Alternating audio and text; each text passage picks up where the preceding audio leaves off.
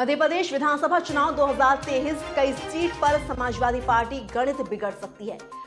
कोई पार्टी किसी से कम नहीं आंकी जा रही। वहीं अब समाजवादी पार्टी ने अपने उम्मीदवारों के साथ मैदान पर है, जिसमें अनूपपुर जिले की कोतमा विधानसभा से सेवानिवृत्त आईएएस अधिकारी विनोद सिंह बघेल को अपना उम्मीदवार बनाया गया है।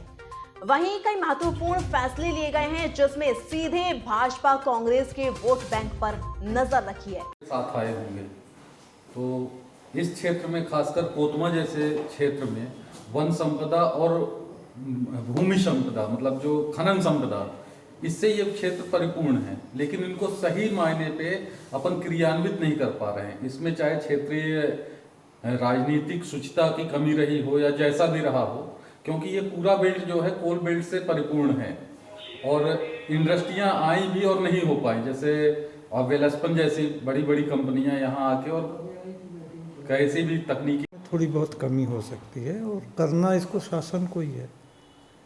तो हम ये भविष्य का प्रश्न है कि अगर हम लोग आते हैं तो इम्प्लीमेंटेशन हमको करवाना है तो हम उसको योजनाबद्ध तरीके से करेंगे। बहुल क्षेत्र है, यहाँ के विस्थापितों के आए दिन समस्या बनी रहती है। माननीय जी, अगर आप की कोतमा की जनता अगर अपना ले तो आपने उन विस्थापितों के लिए और स्थानीय युवा बेरोजगारों के लिए कोल माइन से क्या क्या अपेक्षा रखेंगे? देखिए, ये तो बहुत राष्ट्रीय स्तर के प्रश्न हैं जो स्थानीय स्तर पे तो नहीं किया जा सकता। जैसे आपने बताया बेरोजगारी है, तो हमारे राष्ट्रीय अध्यक्ष ने बहुत सारे अपने घोषणा पत्र में दिया है। उसमें हम आज उनका मैं आपके इसी माध्यम से बता देता हूँ कि उन्होंने अपनी स्वीकृति दी है कि 7 तारीख को वो यहाँ पर हेलीकॉप्टर से आएंगे और यहाँ सभा करेंगे। हो सकता है कि वो बिजरी में भी सभा करें।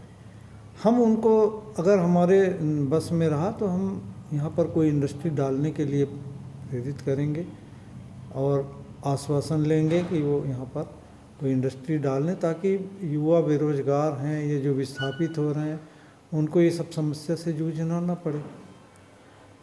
कोल माइन से जी, तो सरकार की कई ऐसी योजनाएं हैं जो अभी तक जनता तक नहीं पहुंच पा रही है या सरकार उसको इम्प्लीमेंट नहीं करा पा रही है, तो उसके बारे में क्या कहना, आप किस तरह से उसको धरातल पर लोगों को, हितग्राहियों को उसका लाभ दिलवाएंगे?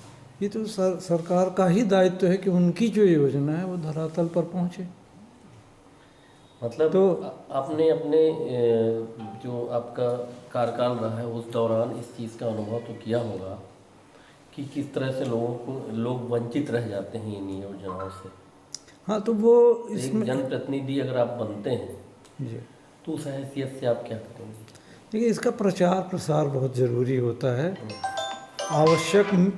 आवश्यक मीटिंग्स किया जाना चाहिए, अधिकारियों के साथ मीटिंग करें जनप्रतिनिधि लोग और फिर उसको इम्प्लीमेंट करवाएं। गांव में क्या है कि लोग बहुत नियम नहीं जानते हैं, किताबों के बारे में नहीं जानते हैं कि कौन सा पढ़ना है हमको।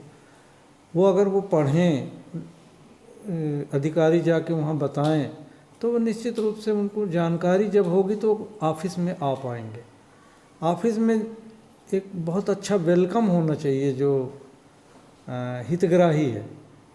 तो अगर सरकार में बैठे लोग, जनप्रतिनिधि, अगर उनको वेलकम करेंगे तो वो निश्चित पहुंचेंगे। अब इसका छोटा सा उदाहरण कि आदमी गांव का थाने में भी जाने में डरता है, कोई छोटी मोटी रिपोर्ट लिखाने में भी डरता है। तो अगर वेलकम होने लगे तो फिर रिपोर्टें लिखने लगेंगे, योजनाएं बनेंगी और उनको फॉर्म भरें, उनको क्या चाहिए है। जैसे फिशरीज़ वाला, उसको जाल चाहिए, कोई दूसरे धंधे वाला। तो चुनाव में उतरा हूँ कि मुझे उम्मीद है कि समर्थन मिलेगा। मैंने अपने कैरियर में जितना अनुभव हासिल किया है वो यहाँ लगाना चाहता हूँ और ये उम्मीद मैं रखता हूँ कि जनता मेरे नाम पर विचार करेगी। राजनीतिक भ्रष्टाचार में आपका क्या राय है? मैंने भ्रष्टाचार के बारे में एक ही चीज़ जाना कि खुद ईमानदार रहो पहले और फिर दूसरे पर आप उम्मीद करो कि दूसरे से। तो उसमें ये है कि एक तो सबसे बड़ी बात यह है कि शीर्ष पद पर जब बड़ा नेता कोई उदाहरण पेश करे अपने को कि वो ईमानदार है, तो वो मैसेज नीचे तक जाता है। और पहली चीज़, और दूसरे आप खुद को ईमानदार पहले बनाइए और उसके बाद दूसरों से उम्मीद करिए। अगर हर आदमी ये सोचने लगे कि मैं करूँगा, उम्मीद करें कि ये ईमानदार रहे, तो फिर ये इतना आसान नहीं है कि भ्रष्टाचार दूर हो। हम तो केवल राजनीतिक भ्रष्टाचार की बात कर रहे हैं, जैसे राजनीति लोग प्रशासनिक के ऊपर अचानक दबाव बना के भ्रष्टाचार करवाते हैं, हम केवल उसकी बात कर रहे हैं। तो वो भ्रष्टाचार के लिए वो तैयार होते हैं, इसलिए राजनीति में लोग कराते हैं। जो नहीं तैयार होते हैं उनसे नहीं करा सकते आप। अब जनता से आप क्या उम्मीद करना चाह रहे हैं? जनता से हम 2 लाइन का कहेंगे कि आप परिवर्तन करके देखेंगे अगर, तो हम आपके लिए कुछ करके दिखाएंगे।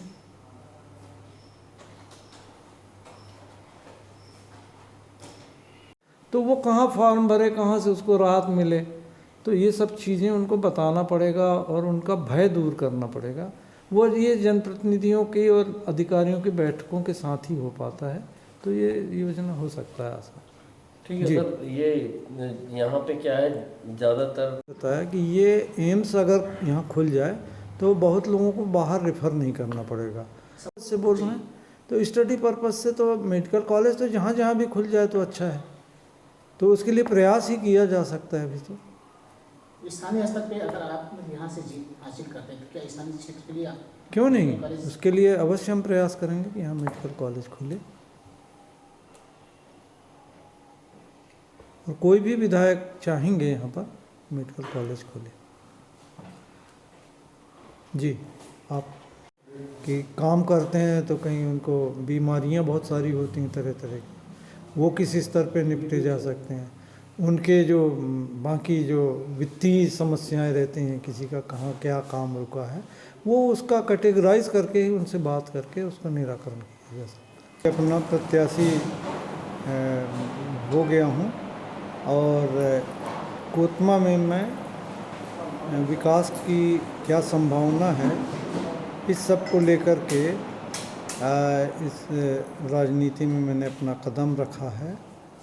और मैं IAS सर्विस में था, कई पदों पर मैं रहा, एडिशनल कलेक्टर, SDM इंदौर में, जबलपुर, भोपाल, सीहोर, नीमच और बुरहानपुर में मैं कलेक्टर के रूप में अपनी 2 वर्ष सेवाएं मैंने दी हैं।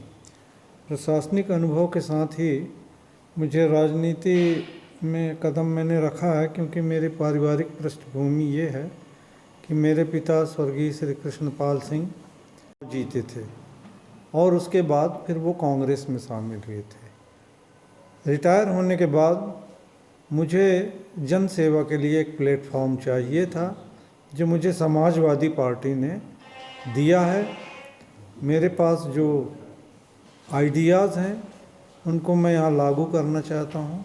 मैंने पूरे क्षेत्र का भ्रमण किया और मैंने महसूस किया कि यहाँ पर थोड़ा बेरोजगारी और स्वास्थ्य की समस्या और यही कोई इंडस्ट्री हो या कि कोई ऐसे कार्य हैं जो युवाओं के माध्यम से हम कर सकते हैं। जैसे कुछ यहाँ पर साफ़ सफाई जो होती है उसमें बहुत अच्छा सहयोग कर सकते हैं युवा लोग, और अवेयरनेस जो लाते हैं वो युवा ही लेके आते हैं। गाजर घास जैसी एक समस्या बनी रहती है, वो युवा उसको उखाड़ फेंकते हैं। इस तरह की अब ये कुछ ऐसी चीज़ें कि जब अवसर मिले तो युवाओं के लिए उनके साथ बैठ के कुछ किया जा सकता है। क्षेत्रों में देखिए, अगर किसान को देखें तो बहुत से किसान आत्महत्या तक के लिए बाध्य हो चुके हैं। उनके लिए ये ज़रूरी है कि जैसे खरीफ की फसल तो लेते हैं, रबी की फसल ले ही नहीं पाते, तो ना सिंचाई की व्यवस्था पूरी तरह से यहाँ मिल पा रही है।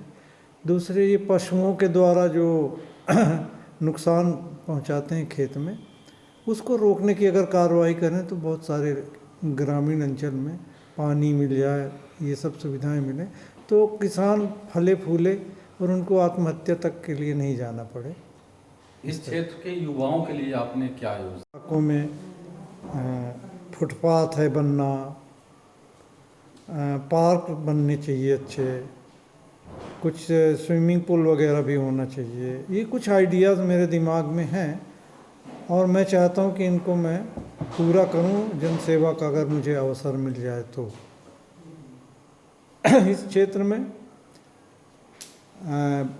बीमार लोगों के लिए बहुत ज़रूरी है कि सोनोग्राफी मशीन हो और बहुत से एडवांस इक्विपमेंट्स आ चुके हैं। गरीब लोगों को स्वास्थ्य की सुविधाएं अच्छे से मिले, कोई तकलीफ़ ना हो। इसके लिए मैं अपने राष्ट्रीय अध्यक्ष भी आएंगे।